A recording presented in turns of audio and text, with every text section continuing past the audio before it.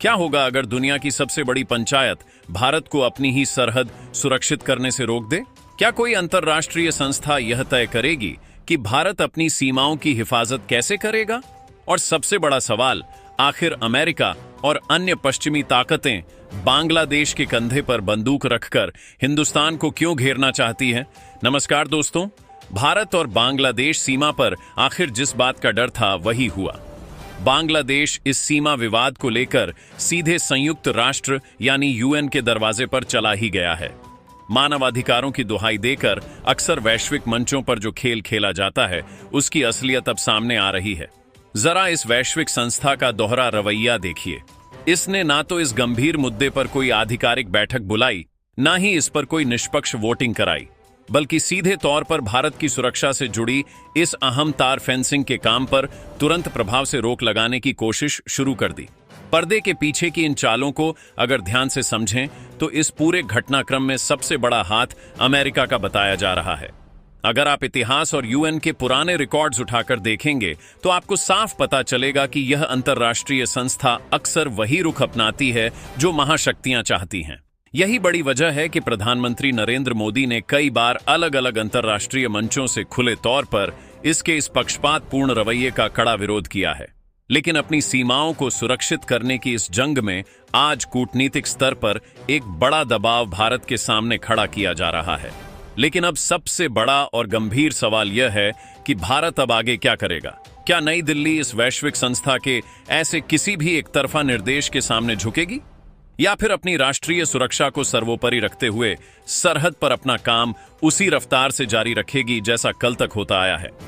सच्चाई तो यह है कि दुनिया की कोई भी बड़ी ताकत दिल से यह नहीं चाहती कि भारत अपने पड़ोसी देशों के साथ चल रहे इन पुराने सीमा विवादों को हमेशा के लिए सुलझा ले, क्योंकि वे बहुत अच्छे से जानते हैं कि हिंदुस्तान को वैश्विक पटल पर उलझा कर रखने का और उसकी तरक्की की रफ्तार को धीमा करने का यही सबसे आसान रास्ता है। इसके साथ ही अवैध घुसपैठ का भी अब यही एक आखिरी रास्ता बचा है।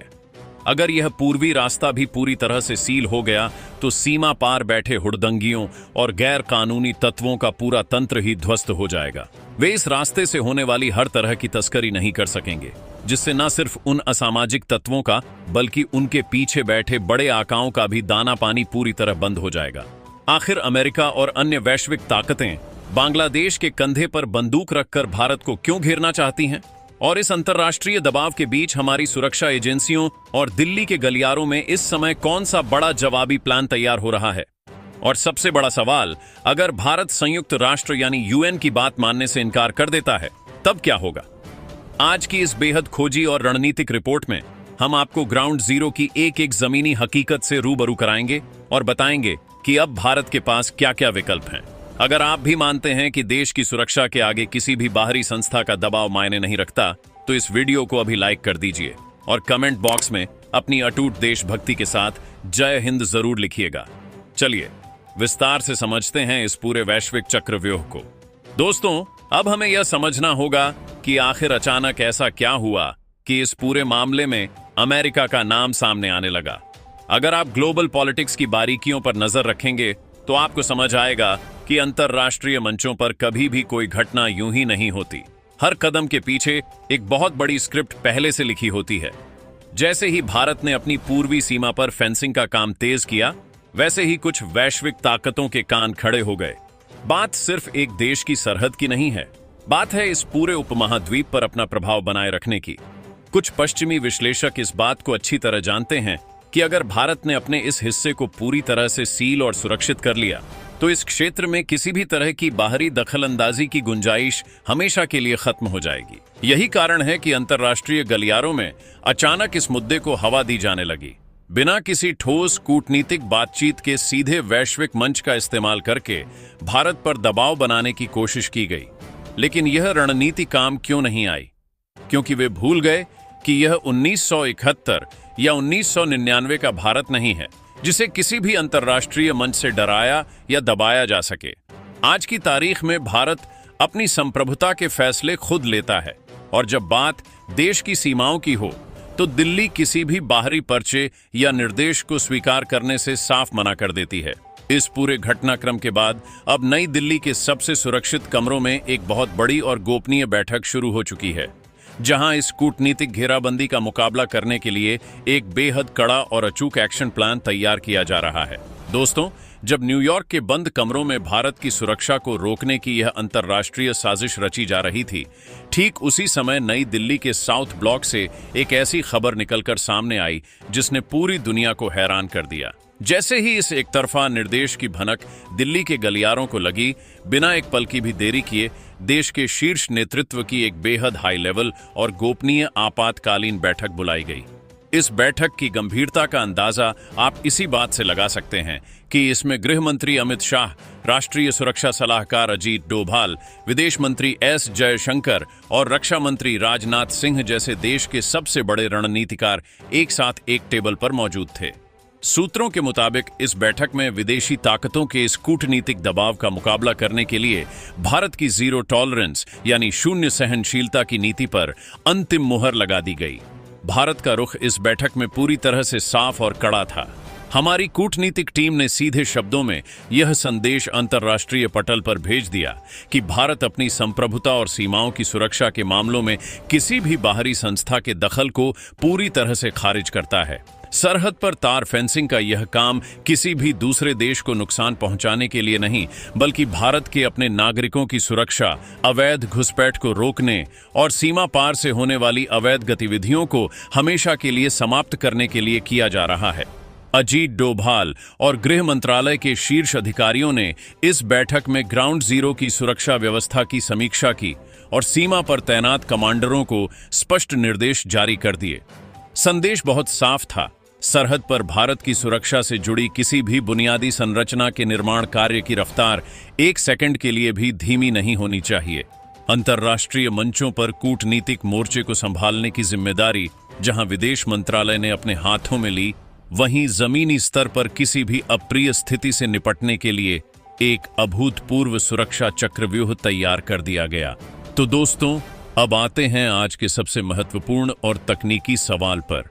अगर भारत इस अंतर्राष्ट्रीय मंच के किसी भी एक तरफा निर्देश या आदेश को मानने से साफ इनकार कर देता है, तो अंतर्राष्ट्रीय नियमों के अनुसार यह वैश्विक संस्था भारत के खिलाफ क्या कदम उठा सकती है? क्या वाकई यह संगठन मिलकर हमारे देश पर कोई बड़ी पाबंदी लगा सकते हैं, या फिर यह सिर्फ एक कागजी डर है? आइए इसके पीछे के पूरे कूटनीतिक कानून को बहुत ही सरल शब्दों में समझते हैं।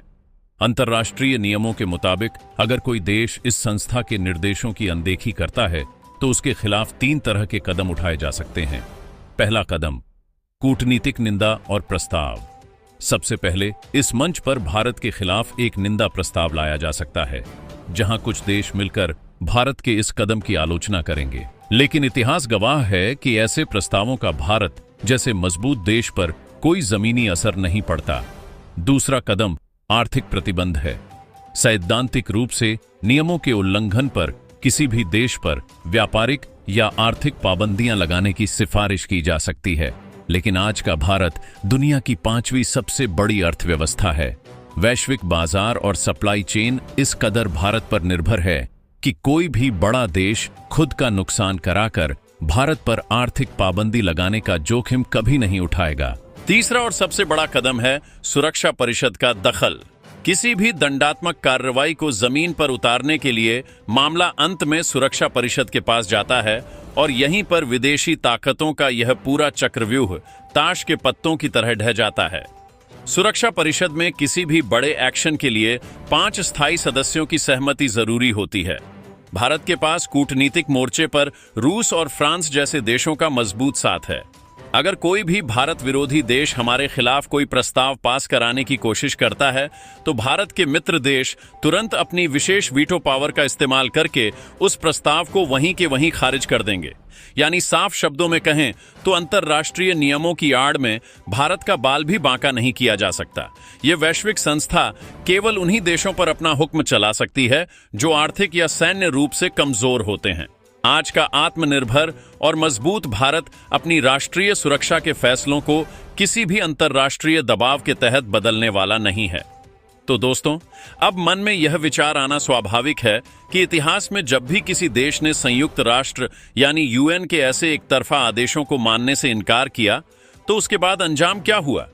क्या वाकई यूएन के पास इतनी ताकत है कि वह किसी देश को अपने फैसलों के आगे झुका सके?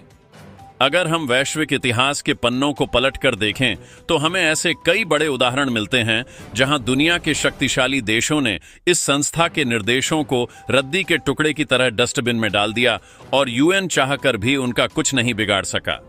पहला और सबसे बड़ा उदाहरण अमेरिका।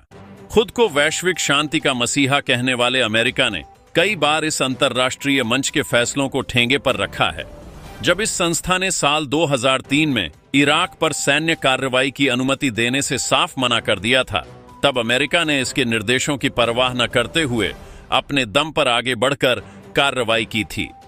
उस समय यह वैश्विक संस्था मूक दर्शक बनकर तमाशा देखती रह गई थी, क्योंकि वह बहुत अच्छे से जानती थी कि वॉशिंगटन पर कोई भी पाबंदी लगाना उसके बस की बात नहीं है। दूसरा बड़ा उदाहरण इजराइल।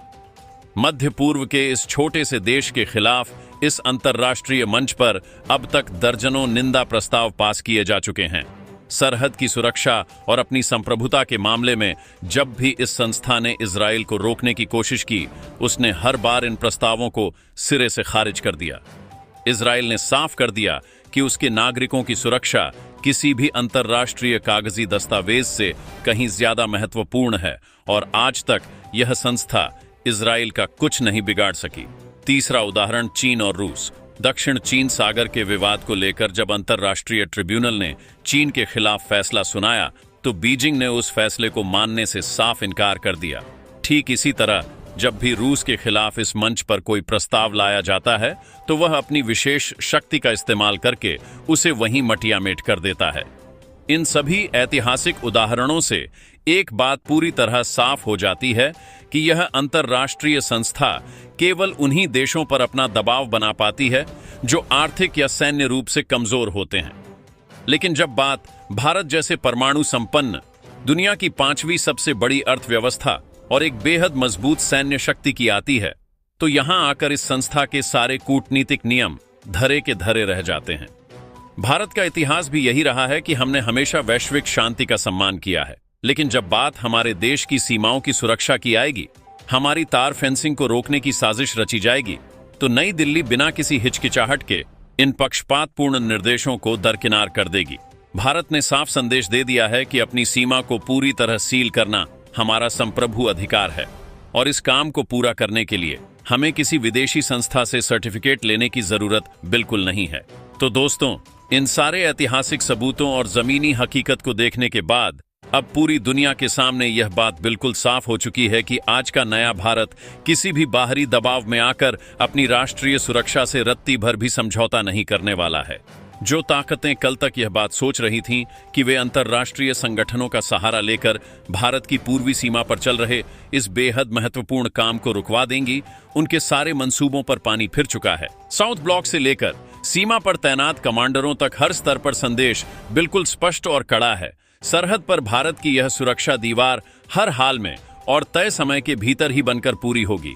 भारत ने साफ कर दिया है कि अपनी सीमाओं की रक्षा करना, घुसपैठ को रोकना और 800 उपद्रवियों जैसे तत्वों पर कड़ी कार्रवाई करना हमारा अपना संप्रभु अधिकार है, जिसके लिए हमें दुनिया के किसी भी देश या संस्था की अनुमति की जरूरत नहीं है।